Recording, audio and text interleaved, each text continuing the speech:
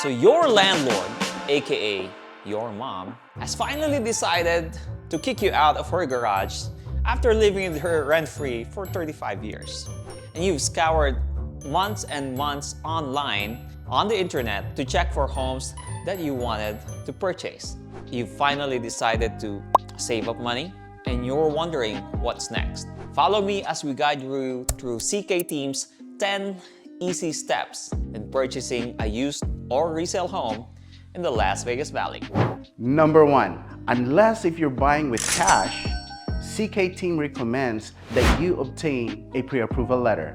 A pre-approval letter is a letter that is issued by a loan officer after they crunch up all the numbers from your income, from your debt, and from your credit score. Now, within the pre-approval letter, it is stated on how much you as a buyer can purchase. Now, let's say you want to buy a home and you go up to the seller and you don't have a pre-approval letter. Then guess what? The seller will not entertain your offer. So that's why pre-approval letter is really important, because it can show that you can afford the home that you're trying to buy. Now, if you are thinking of purchasing a house and you don't have a pre-approval letter yet, reach out to one of us and we will redirect you, or we will connect you to a CK Team approved loan officer.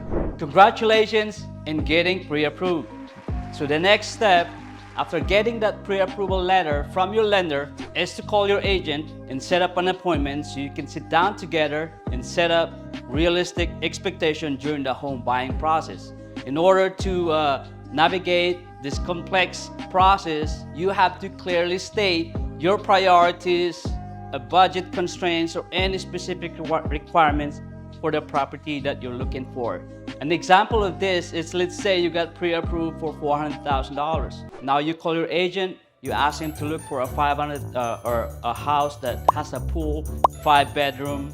You know, the problem with that is you're only pre-approved for $400,000, and unless you are willing to pay the difference, then that's not a problem, but you know what I mean. So don't hesitate to call him and ask them the question. Number 3 would be doing a preliminary inspection on the property that you want to put an offer in. So looking at the property from the outside, you want to check the neighborhood. Are there anything being done commercially that's going to improve the jobs on the property? Is there anything being done residentially? What if they're building a school? What if they're building a park close by that may or may not affect my decision into purchasing that house? As soon as I go in, things I want to look for are if there are any leaks on this property. Are there any maintenance issues on this house? One giveaway red flag is dirty air filters. If they're not changing the air filters, they're not doing proper maintenance on this property. I want to check for leaks, plumbing leaks. I want to check the AC. Has the secondary drain line has been dripping? Because we know there's a problem on that pan. Are there any signs of infestations on this property? If you have a VA loan and you know the foundation is covered with soil, we're gonna have a problem. Are the utilities off? Sometimes people turn off their water because they have like an outgoing leak. Are there anything make me not want to buy that house? Is the things I'm checking for. Number 4, negotiate the price, terms, and closing costs. This is where a good agent comes in. Your agent should guide you on whether or not the listing is priced correctly. Now, depending on the situation, the agent may advise you to offer more or less. You can also negotiate terms like the deposit, time of closing, due diligence period, or whether or not you will need help with closing costs. Number 5, renegotiating the offer. There are situations where you have to renegotiate, like if you need to request for repairs, appraisal issues, and hundreds of other tricky situations, like if there is a tenant on the property, or the sale is a probate, a guardianship, or a foreclosure, if there are appraisal and loan conditions that needs to be met for the property. These are just a few examples of what can come up, so your agent should have the ability to guide you. Step 6. As soon as your offer gets accepted by the seller, your due diligence begins. Now, this due diligence can last up to 14 days.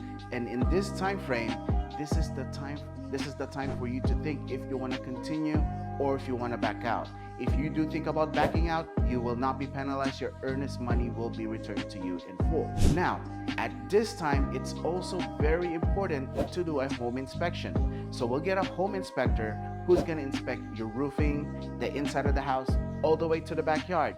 Now, he's going to give us a report of what the problem is inside the house. Now, we can go and ask the seller to fix those problems, but if they do not want to fix anything, then we can use this to ask them for credit towards your closing costs. Step number 7 is to get the property appraised by a licensed real estate appraiser. And in this process, the appraiser will consider factors like the location, the size, the condition of the house, and comparable properties that sold in that area. The resulting appraisal is a key factor in determining the fair market value of the house. And also, this can assure you and your lender that the price you're paying for a house is fair.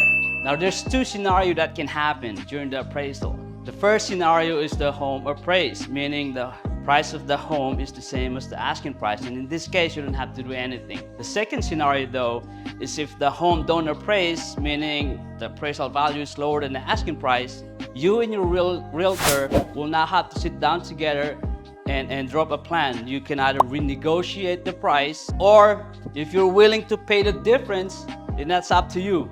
A good realtor should always be putting an appraisal contingency. What that means is that you as the buyer can always back out of the contract if this case happened where the home appraisal is lower than the list price. Step 8, getting your loan approved. Well, this thing could take a while. From the beginning, from the acceptance of your offer, all the way to getting your loan approved could take from 30 days all the way to 45 days. And this step, although it's just waiting for the approval of the loan, sometimes it could be daunting because they will call you for bank statements. They will ask you for your current paycheck.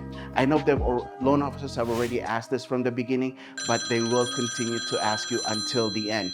This is to make sure that you're still employed, that everything is still good to go.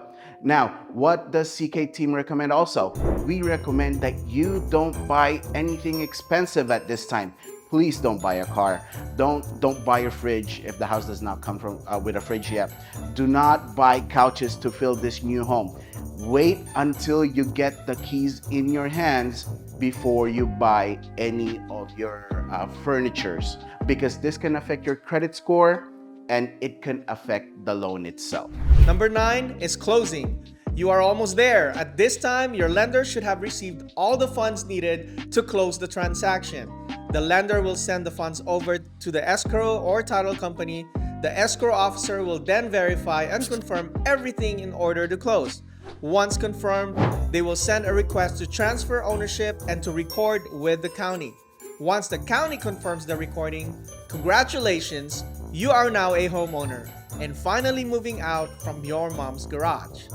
So you finally moved into your new house, and as soon as you lay down on your brand new couch, your wife tells you, "Hey, I saw this on Pinterest. Can you do this for me, honey? Please?" And after years and years of doing those Pinterest projects, you finally told yourself, I can do better on my next house. Next thing to do is rent out your property, contact your CK Team Realtor, and purchase the next house. Enjoy the benefits of being a landlord. And on to the next video would be how to be a great landlord. If you like what you're seeing, need to like, subscribe, and comment. And if there are things that we missed that you loved when you purchased your own home, put them in the comments below. Have a great day, guys. I'll see you next week. Goodbye.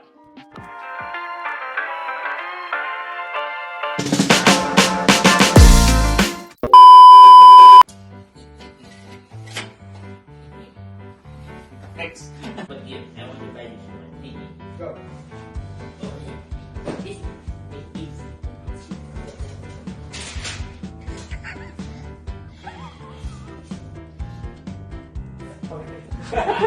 is.